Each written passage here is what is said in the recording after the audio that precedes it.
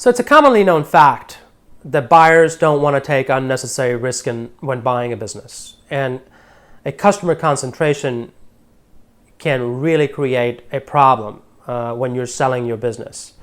Let's define a customer concentration. If a customer drives more than 20% of your revenue, you have a customer concentration.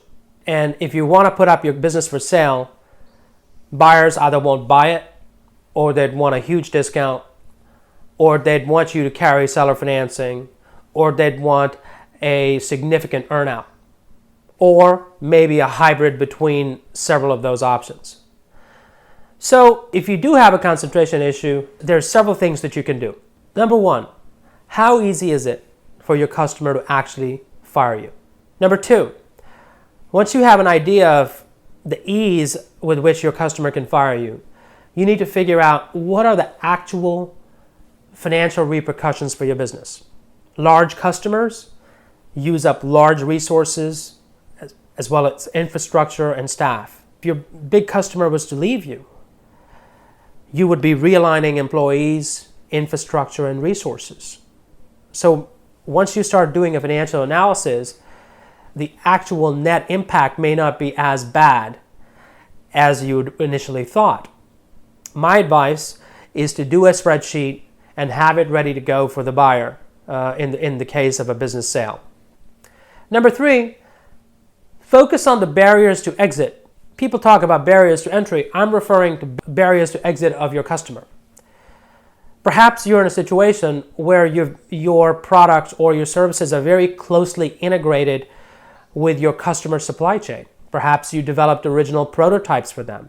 Perhaps you have a facility within the customer's operations because you're very closely integrated with their manufacturing.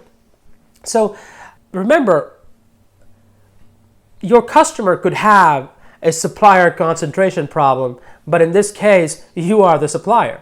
So if this is the type of situation you're in, and regardless what type of situation you're in, you need to ensure that you have a contract with your customer. If you already have one, renew it. In certain industries, this is not always possible because they operate purchase order to purchase order, but do the best you can. Number four, make sure that you have multiple people within your organization that have access to your big customers. The reason is because I've seen many business owners, they want to protect their relationship, and often they have relationships with their customers going back decades. But the key part of selling and bringing in a third-party buyer is you need to have several people within your organization being able to interact with your customer so that a transition to a new buyer can happen easier. My advice to you is sit down with a merger and acquisition advisor or an exit planning advisor and plan early. And the key message today that I'd like to send you is to make sure that if you have a customer concentration issue, that you disclose it long before you start negotiating the letter of intent so you can avoid nasty surprises later. Rare Brand Capital helps companies improve performance and sell for maximum value. How ready is your company to grow or to sell? Want to know how you're doing? Get your free score plus customized report in just a few minutes at no cost or obligation.